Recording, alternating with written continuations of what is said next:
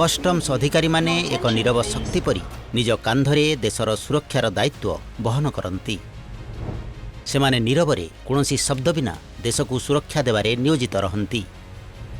विमान बंदर रे कस्टम्स ऑफिसर माने यात्री डॉक्यूमेंट एवं घोषणार जांच करती, नियम पालन करुवा यात्री एवं सामग्री को शीघ्र क्लीयरेंस प्रदान करती, यात्री मानक ड्यूटी सीमा और नियमावली विषय में सठिक भाव में सूचना दियंती, ड्यूटी मुक्त सीमा अतिक्रम करुवा सामग्री उपर कस्टम्स ड्यूटी आदाय करती, विमान बंदर रे कार्गोर सुगम परिचालना सुनिश्चित करती।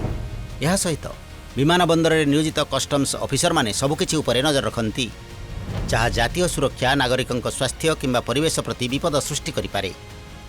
देश में कौनसी निषिद्ध किंबा चोरा सामग्री प्रवेश करिपारिबो नाही ताहा सुनिश्चित करबा सेमानक दायित्व।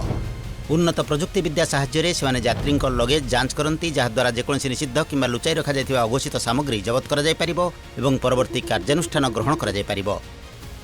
तेणु एबे जेतेबेले आपण विमान बंदर रे जने कस्टम्स अधिकारी को सेमानकर कर्तव्य पालन करुवा देखंती, यह मन रखंतु जे से केवल लगेज जांच करूनाहांती, से देशर सुरक्षार प्रथम धाड़ी रे ठिया होइछंती।